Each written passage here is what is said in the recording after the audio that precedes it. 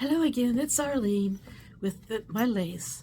Oh, if you see something happening behind me, one of my helpers has decided that she wants to be part of the video too.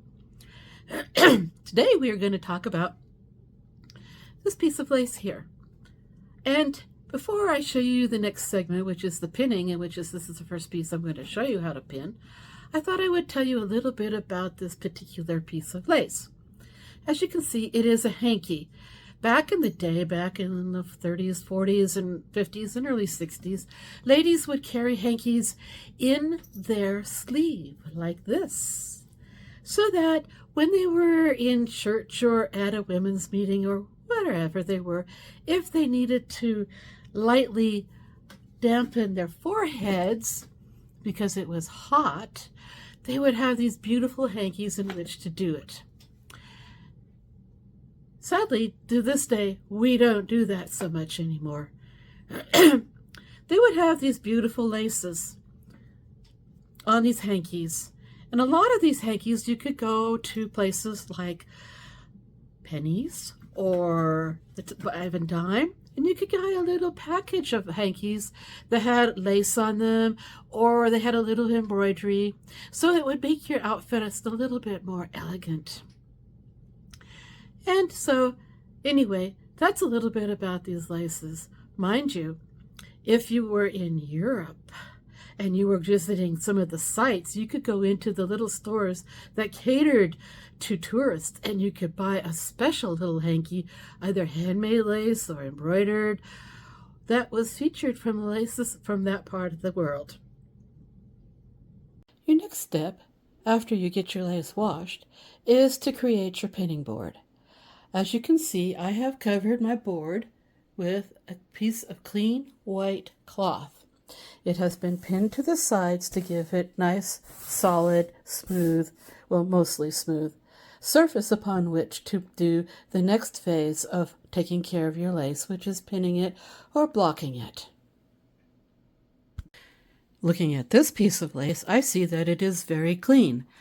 And you'll see that it is full of wrinkles. Well, don't worry, because with the pinning and the blocking, all of those wrinkles will disappear. And the best way to start that is by taking your pins and starting at a corner like this. I will put a pin there. And then I will come down opposite that pin to this corner, and I will put in a pin here. And I will gently pull the fabric. Then I will come over to the next corner here and pull it out and down. And then I will do this corner here and pull it out and tighten it up. As you can see, we're starting to get a nice smooth line here. This is nice and tight. Now we can come back up to this pin and bring it up so that it pulls a nice tight line along here. And this will nice and smooth out once we go over here to this corner of the lace and we pull it out tight like that. And we come down to this corner and we pull it out tight here. We come up to this corner up here.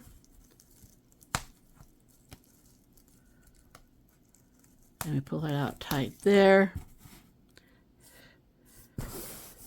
And we come down to this corner here.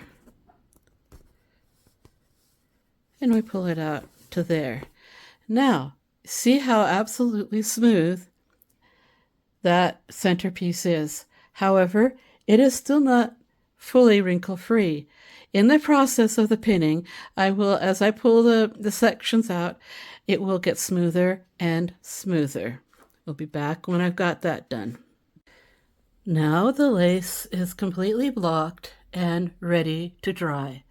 You'll notice there is a few pins missing on the side, but that's because those little bars were broken, and those will have to be repaired once the lace is completely dry. But notice the difference in the piece of linen in the middle. The blocking process drew out all of the wrinkles, and when this dries, it will be as flat as can be. No starch used in the process. Actually, starch is very bad for the fabric. So blocking is how you get around it. Anyway, thank you for watching this today, and we will do some more lace next time. Thanks. Goodbye.